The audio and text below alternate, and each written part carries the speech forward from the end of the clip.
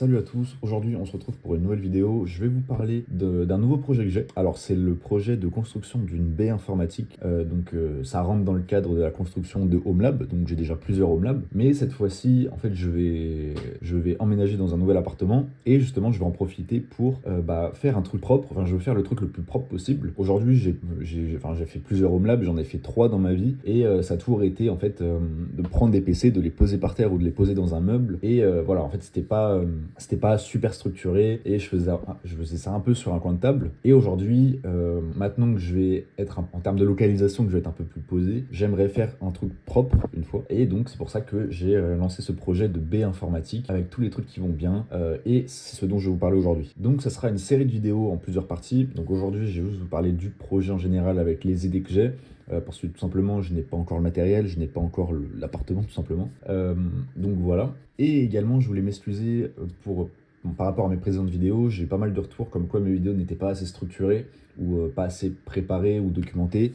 C'est vrai, en fait, moi, de base, je suis un TikToker avant d'être un YouTuber. C'est-à-dire que je fais des vidéos globalement en impro et sans vraiment de préparation. C'est pas vraiment. Enfin, en fait, je parle des sujets à chaud comme ça. Et du coup, ça m'amène à faire, dans le cadre de YouTube, j'ai un peu repris ce format-là, et on va dire que c'est pas adapté, c'est-à-dire que sur cette plateforme, c'est là que les gens attendent des vidéos un peu plus structurées, avec un plan, avec vraiment beaucoup de documentation, etc. Et j'essaie de m'améliorer sur ce point-là. Donc c'est pourquoi aujourd'hui j'ai préparé un petit plan, un plan simple mais assez clair. Donc d'abord, je vais vous expliquer pourquoi je vais faire ce projet. Bon, je vous ai déjà un peu expliqué au début. Le matos que j'ai déjà et le matos dont j'ai besoin. Et enfin, je vais vous parler du matériel que j'ai déjà envisagé. J'ai déjà fait ma petite wishlist sur Amazon.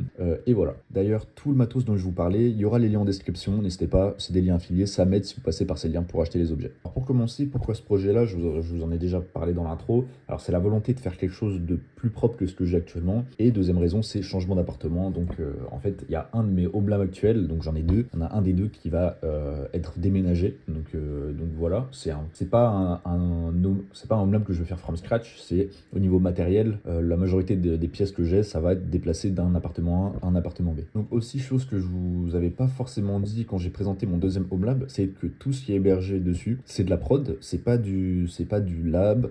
Enfin, j'appelle HomeLab, mais c'est pas du tout du lab. C'est des projets assez sérieux qui tournent dessus. Et j'aimerais bien avoir une infrastructure assez pérenne et assez en tout cas beaucoup plus professionnel que ce que j'ai actuellement. Donc je vous en parlerai plus en détail dans une prochaine vidéo, je pense, de ce qui tombe dessus. Ça peut vous intéresser, enfin ça peut en intéresser certains, ça peut ne pas en intéresser d'autres.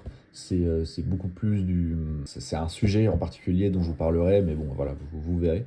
Donc dans cette deuxième partie, je vais vous expliquer donc le matos que j'ai déjà, que je vais pouvoir réutiliser dans ce nouveau HomeLab, donc dans cette baie informatique, et le matos que je n'ai pas encore, que je vais devoir acquérir, donc acheter. Donc au niveau PC, j'ai déjà un cluster Proxmox de 3 mini PC qui se trouve dans mon deuxième HomeLab actuellement, que je vais réutiliser. Au niveau puissance du calcul, je n'ai pas besoin de plus, mais je réfléchis évidemment long terme pour pouvoir scaler, upgrade. Donc au niveau réseau, donc, ce qui tourne sur mon deuxième HomeLab, c'est un ZXL 8 ports qui va être un peu limite. C'est pour ça que je vais utiliser un switch TP-Link 24 ports qui était dans mon premier HomeLab, que je n'utilise plus et que je vais pouvoir racker. Vraiment, il est assez bien, il est manageable. Ensuite, j'ai également un onduleur Eaton 500 VA qui est sur mon deuxième HomeLab, que je vais réutiliser. Et au niveau fibre, j'ai acquis une Freebox Ultra, donc 8 Go. Enfin, a priori, j'ai pas encore testé le débit, mais a priori, ça serait un débit symétrique de 8 Go, 8 gigabits seconde, donc ce qui est vraiment pas mal. Donc maintenant, je vais vous parler du matos dont j'aurais besoin en plus pour créer cette baie informatique. Donc pour commencer,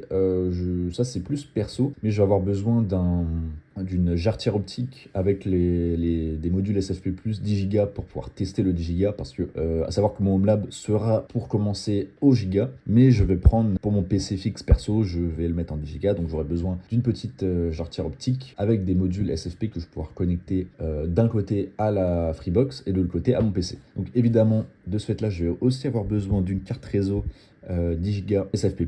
Donc le modèle que j'ai trouvé, ça s'appelle la Glotrends ST7315 avec une puce Intel, donc qui serait a priori compatible avec Windows et qui me permettrait de tester le 8 Go symétrique. Donc voilà. Ensuite, il me faudrait évidemment une armoire réseau. Donc celle que j'ai trouvée, ça serait l'armoire Digitus, la 19 pouces 9U. J'ai vu qu'il y avait aussi de 10 pouces, mais c'était vraiment pas assez large pour mettre mon matos. Enfin, en fait, 10 pouces, c'est vraiment pas très très grand. Du coup, 19 pouces, c'est vraiment la norme. Et c'est ce que je vais prendre pour cette armoire. Je prends du 9U. Donc j'ai calculé à peu près, il me faudrait 5 ou 6 U pour mettre tout le matos que j'ai déjà. Et 9U, ça me permettrait de scaler si jamais je veux mettre du matériel supplémentaire ou monter des étagères supplémentaires avec d'autres PC. Donc maintenant, au niveau électrique, j'ai pris vraiment une multiprise assez random. C'est une les mieux notées sur Amazon. Elle est rackable. Il y a 8 prises qui suffiraient pour le moment. Après, pourquoi pas en mettre une deuxième, ce qui prendrait un deuxième U. Faudrait que je regarde ce dont j'ai besoin, mais juste en comptant de tête, je pense que pour le moment ça suffirait, étant donné qu'il y a déjà des prises sur l'onduleur en plus. Donc il y a 3 prises ondulées, donc la multiprise en prendrait une, j'en aurai 2 supplémentaires. J'ai également choisi des étagères 19 pouces, 1 U, qui serait de profondeur 250 mm et également de marque Digitus. Donc pourquoi cette profondeur? Parce que je pense que pour 3 mini PC, potentiellement un petit 4e mini PC qui est en supplément et une box, et bah ça suffit largement, surtout que la Freebox Ultra est assez petite. Et en fait, je sais même pas si la Freebox sera dans la baie, je sais pas encore, mais j'en ai pris 2 pour le moment par sécurité. Mais enfin, en tout cas, je compte en prendre 2, mais peut-être qu'une suffira, on verra bien, étant donné qu'il y aura justement le switch qui sera racké, il y aura un panneau de brassage racké, il y aura l'onduleur qui sera tout en bas, enfin bref, potentiellement une suffira, on verra bien. Ensuite, on a un petit kit d'oreille enfin c'est un kit d'extension pour le switch que je compte mettre, c'est vraiment un kit d'extension qui est fait pour le switch en question, qui va permettre de pouvoir racker le switch qui n'est pas rackable nativement.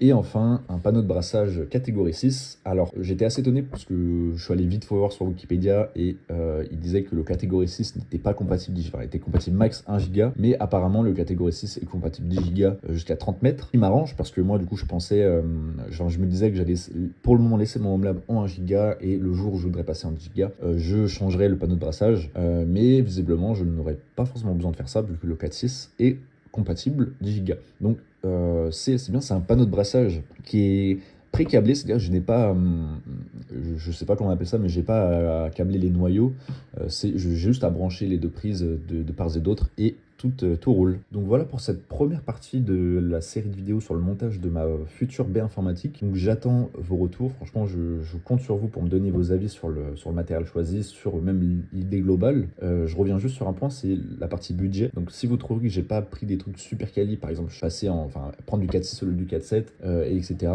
Et bah, parce qu'il y a aussi une partie budget à prendre en compte. Donc là, pour ce panier-là, j'en ai déjà pour 270 €. Déjà un budget assez conséquent en ce qui me concerne. Parce qu'en fait, je vois la chose comme j'adapte le HomeLab à mon besoin actuel et non pas à des potentiels besoins futurs. Donc aujourd'hui, les besoins que j'ai, enfin, le matériel que j'ai choisi convient aux besoins que j'ai actuellement. C'est pour ça que je le prends. Et ça sera, je vais toujours rester dans une logique d'évolutivité si jamais mon besoin évolue. Et bah, le matériel évoluera en conséquence. Donc merci d'avoir regardé cette vidéo. Si vous avez aimé ou que vous voulez suivre cette petite série, n'hésitez pas à mettre un pouce bleu et à vous abonner et à mettre votre petit commentaire. Et sur ce, on se retrouve une prochaine fois pour une nouvelle vidéo. Je vous dis ciao.